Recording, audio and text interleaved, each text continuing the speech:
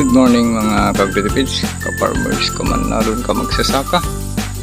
Ayan, tara at iikot tayo saglit at tatantyahin natin kung hanggang saan pa yung kung kaya na sa Friday. Itong palay natin, tignan natin dito, lalo dito sa gilid, medyo ang lalaki ng butil. Meron pa. Ayan na yung palay natin. Sa oras ng 6:20, naglinis pa kasi tayo dyan sa piggery. Dito tayo ngayon sa gitna. Yan yung piggery natin dun. Yan yung pinakagilid. Sa harap lang ang maliliit yung uhay. Dito sa likod na yan, likod ng piggery, dun lang sa harap ng irrigation ang maliliit.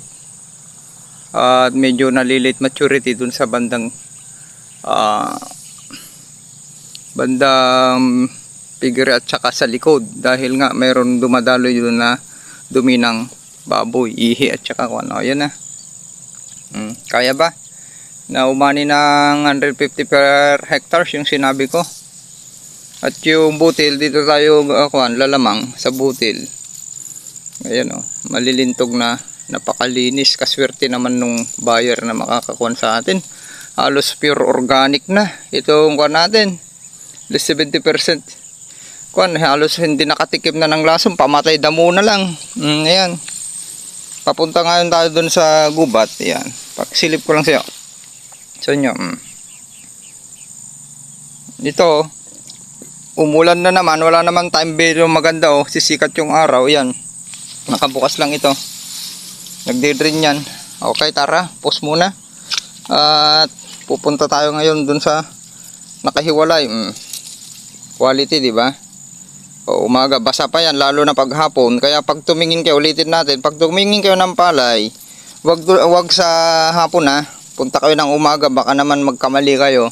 May green pa. Isasagad natin ito hanggang pinakahuli-huling sa batok para hindi LP naman ito, variety. Parang SL din to na hindi siya, kahit isasagad natin, ay hindi liliit yung pinakadulo. Unlike sa ibang variety kasi, papayat na yan. Okay, tara. Pause. Ayan, nakita nyo na. Tara dun sa nakahiwalay dun. Ang ganda ng pagkahinog din dun. Sa may piggery dun. Tayo, pero punta muna tayo dun sa likod. Tara, tignan natin yung inubos na ng manok dun. Isang kaban na ata. Mahirap na maglakad Tatansya natin to pag ito lumaylay na hanggang dito. Big sabihin, udyat na magpapaanin na tayo. Yung ganyan hindi na niya halos ayaw na hindi na mabuhat. Pause.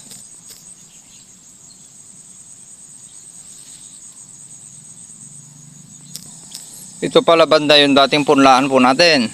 Ayan, hapon ang gandang tumingin ng palay, pag umaga kasi basa. Parang may green pa dito. Yung punlaan natin doon, 'di ba, sumibol, hindi natin pinaararo na parang ganoon.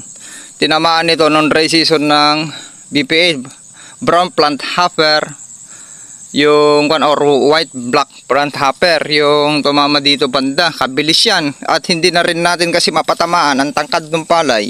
LP 2096, hindi na natin mapatamaan yung pinakababa niya. Yun yung pala i-discuss ko kasi ang daming nagkakamali sa inyo. Bakit tayo tinamaan ng ganon? Dahil sa walang habas. Yung protocol natin noong dry season, sinubukan ko yung protocol ninyo na walang habas. Sa release pala nakagagamit ng lason ay hindi pwede, lalong napahamak. Kaya binalik ko lang yung dati natin pamamaraan, ay binalik ko lang yung pagsasaka. Yung less talaga sa inputs, mas malaki ang kita, less capital. Lalo ngayon with season, ang dami nyong ginastos, tinamaan kayo ng bagyo na dapa. Sayang yung gastos ninyo, nasobrahan nyo sa abono sa kalalagay. Ulan ng ulan ngayon, di lalo kayong nalugi. Ang laki ng lugi ninyo, lalo't wala namang presyo. Ang dami nyo ng utang, nabaon sa utang, nag-i-interest pa. Yung iba dyan, ang luluwang ng sakahan, umutang sa agri-supply or sa may kooperatiba kayo, nabaon na sa utang hanggang mababawasan na yung inyong sakahan. Okay, yung BPH kasi sa early stage, discuss ko huwag kayong bomba ng lason 1 to 30 days. Huwag kayong bumomba. Turo naman yan kasi mas marami yung mga friendly insect kaysa yung kalaban. Ilan lang naman mga yan. Pag naghamog lang, ang daming gagamba dito. Kung yung rice bag lang ang pinoproblema nyo, ang daming kakain dyan. At yung mga itlog nila, okay? Huwag kayong gumamit ng alalakas na systemic, yellow level, green level lang sa early stage para hindi nyo mapatay yung mga friendly insect kung hindi nyo maiwasan. Para kung stemborel lang kanyo. Kasi yung palay may kakayahan na magpalit pa ng sowi. Mapapalitan yung napatay na dead hard ay papalitan po yan ng sowi. Okay, ganun po yan. Nasa 30 hanggang 30 hanggang 45 days nagsusowi ang palay ninyo. Lalo kung mga late maturing variety hanggang 50 days yan na nagsusowi. Yung mga 130 days, 35 days. Galing na RC46. Nagsusowi yan. Kaya huwag kayong bara-bara na akon kasi pag once na napatay ninyo, walang mga predator na uubos sa mga itlog ng mga kalaban, mga crocs. Kung walang mga kakamping na kwan dyan, punta natin parang politician din yan eh. Kung walang mag-control ay lalong masisira. Tapos yung ginamit nyong nozzle, nakadiretso. Wala yan. Nandun sa base ang pinakamaraming mapanirang iso. Kahit power sprayer pa yung gamit ninyo, walang tubig. Nag-spray ka tapos nandito lang yung buga ng sprayer. Nasa taas lang. O di yung mga nasa taas lang yung mapapatay nyo. Leaf folder, rice bag. At tapos yung mga friendly insect na nandyan, na napakarami ay mapapatay ninyo. Dapat yung yung nozzle ang gamitin nyo para papasok hanggang dun sa baba. At ang timing ng pagbomba, kung BPH yung problema ninyo, alas 5, yung padilim na aakyat po ang mga yan. Aakyat na pero marami pa rin sa baba. Kaya gastos yung kanyo. Akala ko expert na kayo. Gastos, hindi nyo pala naobserbahan hanggang gabi ang mga insekto, nandyan sila sa gabi. Lalo kung full moon, nandyan sila na umaatake, doon kayo magbomba. Yung padilim na. Kaya kung mga mapanira ang insekto, sa padilim na kayo magbomba. Ang dami nyong malilitong mga farmers. Dapat alam nyong inobserbahan yan, pumupunta kayo ng gabi. Obserbahan nyo, kung nailawan yan, ay dyan sila. Ang bilis nila dumami. Kung nasikatan naman ng araw yan, ganito, wala na. Tapos bumomba kayo, alas 8, alas 9, nasira nyo pa. Yung mga flower ng kwan ninyo, na nasa flowering, huwag kayong bomba ng bomba. Lalo sa flowering stage ng lason. Kahit anong lason, fungicide, herbicide, bactericide, insecticide ay huwag kayo kasi doon pa lang ay binabaog na ng tagasakan ninyo yung uhay ng palay ninyo, yung hindi na mabuo yan, masira yung flower. Okay, gano'n na lang yung BPH na pinoproblema ninyo. Dapat nasa timing 5 to 6 o'clock bumomba kayo, may tubig para aakyat, tapos pasalubong pag ganun yung buga ng sprayer pababa, hindi pa ganyan. Kaya ulit kayo ng ulit, daming nasisira. O, tignan nyo nga sa atin, wala tayo halos, walang herbicide, walang fungicide, bactericide. Tignan nyo, tapos sabihin nyo pa, pampaputi ng mga chemical company dyan, mga promotor. Naniwala naman kayo sa mga kwan, sa mga technician dyan na karamihan dyan, hindi pa nagtapos ng hindi naman expert. Nagsasideline lang. Okay? O, naniwala naman kayo sa kon nila. Kaya na ang dami nilang mauuto ng mga farmers. May yakar talipos-pos na. Ganun na lang, sharing is caring. O, yung fungicide, yung ang nakakapagpaputi nito, mayroon nutrients yan na nakakapagpaputi. Na-vlog ko na yan paulit-ulit. Bahala na kayong kwan. Yung mga nasa group chat ko, alam na yan. Kung anong sustansya yung nakakapagpaputi, hindi fungicide, bacteria, dahil hindi naman natin pinungicide at nandun na sa katangian ng binhi na maputi talaga. Yang gaya nito LP, nasa katangian nila, pero kung hindi nyo masundan, puro bacterial panicle blight at dirty panicle yan, punggos, hindi po yan kwan, yung titira sa ganito nyo. Nasa sustansya ng ulan kung paano pumuti yan. Nagiging maitim lang yan dahil pa rin Lahat ng sobra sa nitrogen ay nakakasama. Okay, atikihin kayo ng insekto, magkakasakit yung inyong palay. Nandyan na lahat ng sakit. Hindi na natin babanggitin. Nandyan si Google, i-google nyo na lang. Okay, dito na tayo sa taas. Pwede na ito sa Friday. Tinatansya ko, may green pa. Pero pwede na ito sa Friday. Pilitin na natin sa Friday kung gaganda yung kwan. Pwede na natin ipa-schedule Friday. Okay? Pero kung nakita natin tataas naman konti yung presyo ay kahit katapusan, kaya nito. O, next week. Ayan o, sumagad na dito. Sa likod. Okay, pause muna. Dito na tayo sa likod. Ang daming kinainan dyan ng kwan, pinutol-putol. Dami na rin aanihin oh. Lalo kung hapon tayo iikot, napakaganda. Nag-overpasan rin. Pag nag-over nitrogen yung kwan nyo, pag tinamaan yung kwan nyo, early attack, early na masisira yung plug leaf shift ninyo, wala na yan, puro ipa yan. Masisira, hindi mabubuo. Dahil sa kauulan, hindi mabubuo, lalo yung mga hybrid na talagang mahinang bumuo ng butil. Okay? Halos masagad na dito oh. Dito yung nauna. Cut. Para sa nakahiwalay. Ubos na dito. Ubos na yung uhay oh. Daming pinutol ng mga manok. Hanggang dyan, paikot yan. Pinutol, nakarating pa doon yung manok. Wala nang kwan dyan oh. Wala nang uhay, inubos na ng manok. May kwan kasi dito, wala namang tao. Putol-putol lahat yan. Gandun. Okay, pause muna. Dito na tayo sa shaded, pwede na. Ito lang pinakamatagal mabuo dito sa shaded. Ayan o. Gubat na to. Ayun o, daming manok. Shhh! Diyan lang sila kumakain. Sa shaded tayo, putol-putol dyan o. Daming manok.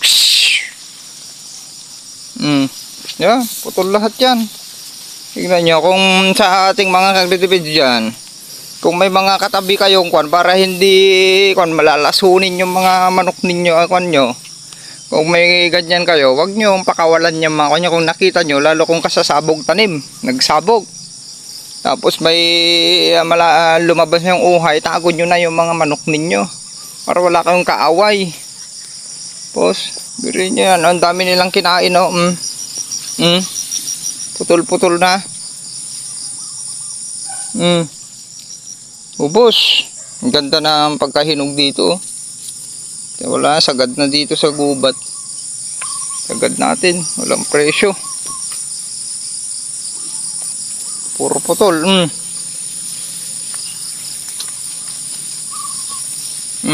Ang dami na ubos. Nyo? Putol-putol lahat yan. Sana hanapin lang natin mga manok. Ubos oh. Ang gilid. Sat-sat. Tara dun sa nakiwalay. Tignan nyo hanggang dun yan dulo. Sat-sat. Oh. Pati dito hanggang dun. Nasat-sat. Kaya hindi ganyan na lang para kung nahinog yan ang kainin nila. Talagang putol lahat yan ganda dito. May isang balde yan mahigit. Isa pa ang may encounter nyo pala mga kagritipids sa hybrid ay madaling sumibol. Yung kung sinasagad ninyo, kung ulan ng ulan, madaling sumibol yung buto niya. May sisingit na paisa-isa lang naman, nakasibol na. Ganun kabilis pa sibulin yung buto dito. May nakikita ako, may paisa-isa na sumibol. Hanap tayo. Daanan oh. Ayun oh, nakasibol na. Yan. Sumingit. Yung itim na ganyan, nakasibol na. Kita niya? Nakasibol. Ganun siya kabilis pasibulin. Yung namang problema magpasibol, sa diskarte lang yan. Ayan o, nakasibol na. Kauulan. Yan ang sisira sa quality ng seeds kasi yan ay masasama na yan. Nilatandaan no, nagpunit na yan, RC222. Mag-import nyo yung butil dyan sa isang uhay malayo, maghahabol. Yan, laylay na lalandaanan.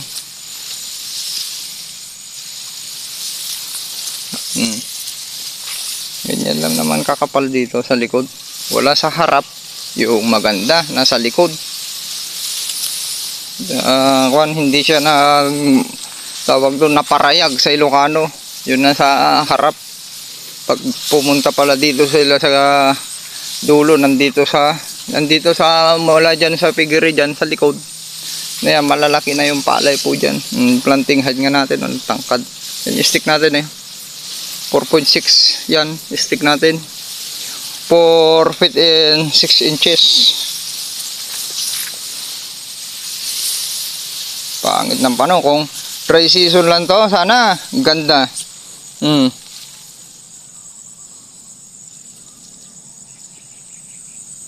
Wala na tandaanan.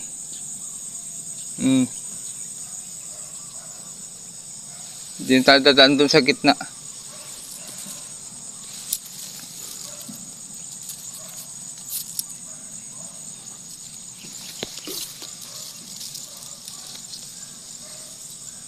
Pause.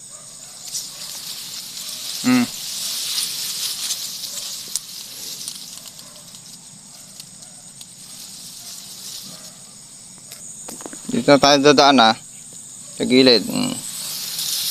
Nakabukas yan lahat. Pakinabangan ng katabi natin. Sumasapaw pa lang sakto. May sapat na pang patubig. Wala, tangkad ng palay dito. Lalaki ng butil Wala na. Pause muna natin. Daming pause. Hirap dumaan. Tignan nyo yung uhay na medyo pa BLB pa yan Sumobra na sa Walang tali yan Para makita nyo yung uhay po ng mga palay natin. Gilid na lang. Wala naman kayo makita dyan sa kasi nagpunit na. Pause. Ito yung pagitan ng may manure. Ito lang yung dinagyan natin ng manure. Isa. Yan, nilagyan natin manure. Medyo mag-over pa. Tapos yung tapat niya. Ito, wala ito. Pero same Papakita ko sa inyo. Ito, wala ito. Na manure. Pero dati nang na-rejuvenate. Yung likod niya hanggang gubat. May manure yan. Ito, tsaka yan, walang manure.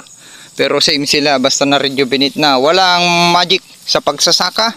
Kung gusto nyo ng low cost, less expenses, higher yield, ay gawin ninyo yung protocol natin na walang magic. I-rejuvenate ninyo yung inyong soil. Pag sinabi natin, ulitin natin na rejuvenate, i-improve. Okay? Nasa lupa, nakasalalay, ang maliit na gastos at mataas na ani at hindi iyak yung farmers. Every cropping, iyak kayo ng iyak na sinabi ko sa group chat para hindi kayo iyak. Gawin ninyo yung pamamaraan natin. Organic, natural. May konting chemicals, may konting abono. Inorganic fertilizer. Yun yung tamang protocol para dito sa Pilipinas na masyadong maraming crocs, mapolitika. Kaya wala ang pag-asa ang mga farmers kung hindi nyo gawin yung protocol po natin. Last na pagbablog na po natin ito. I-attach natin ito hanggang sa resulta sa YouTube at gagawa na lang tayo ng iba yung magpupokus tayo sa livestock at mas makikita po tayo doon ngayon. At yung iba i-PM nyo na lang ako or gagawa tayo ng group chat sa mga baguhan, ganun na lang para ma-guide ko kayo. Okay, para pag hindi busy ay marireplyan ko kayo. Walang imposible. Sabi ko nga, jackpoti, jackita, ubot mo na labaga. Hayaan nyo lang ang mga yan at palay yung magkukwento sa sarili niya na strong ako, maganda ako, malakas ako. Para wag kayo makipagtalo dahil maraming naggagaling-galingan dyan na wala naman talagang ampaw naman yung kaalaman niya. Okay? Sharing is kurang sa experience. Tamang pag-analisa at resulta. Maraming salamat. O, nandyan na pala tayo sa nakahiwalay. Tara dyan. Doon, sa dulo. At last na ikot natin at magpapaani na tayo. Tatansyahin ko lang.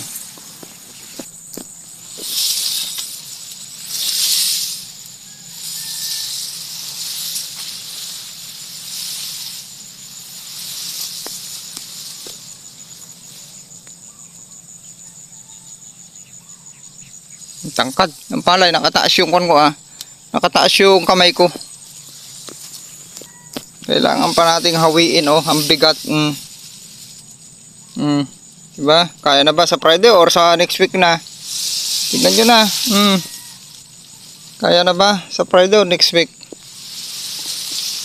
Ito yung dating punlaan natin. Ganda rin. Tignan nyo.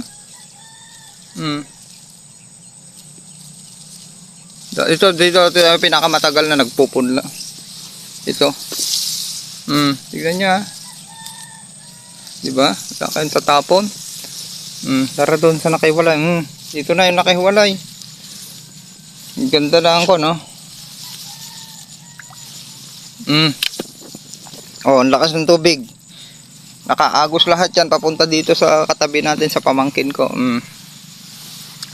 Tara doon. Tansyahin natin. Pause.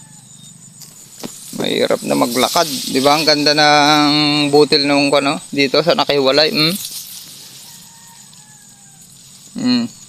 Pag hapon to, anak ko nakaputing-puti ito. Pag hapon. Walang tali yan ulitin natin. Nakita nyo naman yung butil na malilintog. Ganyan bumubukol. Okay.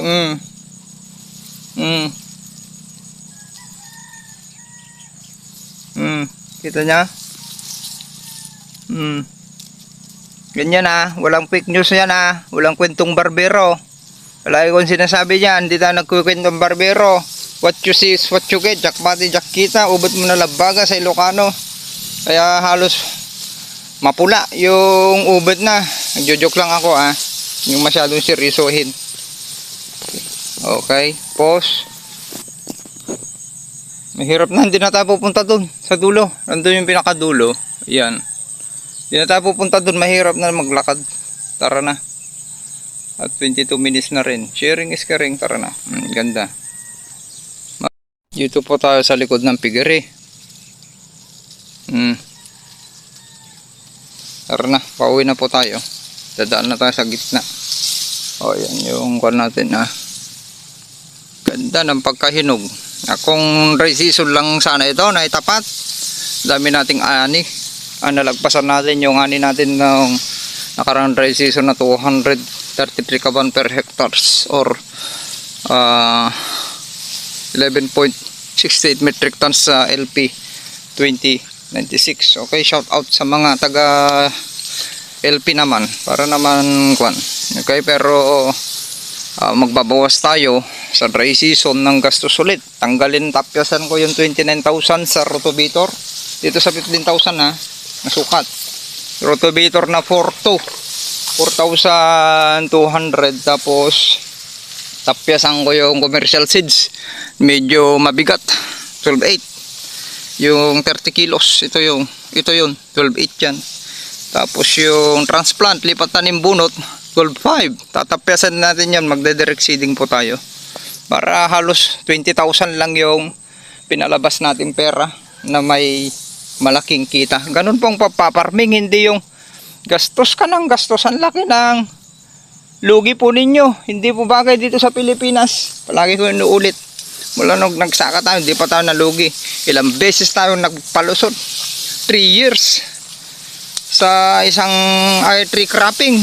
Sa isang taon. Ginawa na natin yan. Puro direct seeding. Okay. Yan yung kwan natin protocol na power. Kaya nga agritipid PH po yan. Kaya nga ginawa ko yan na agritipid PH para magtipid. Hindi yung mag-aksaya. Dapat agri-aksaya ang naging page po niyan. YouTube channel niyan kung gastos yung kwan natin.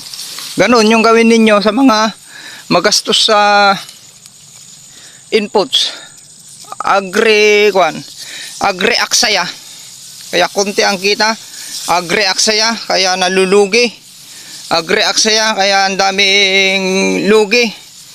Agre-aksaya, kaya umiiyak si farmers. Walang mangyayari po sa inyo. Talagang susuko po kayo.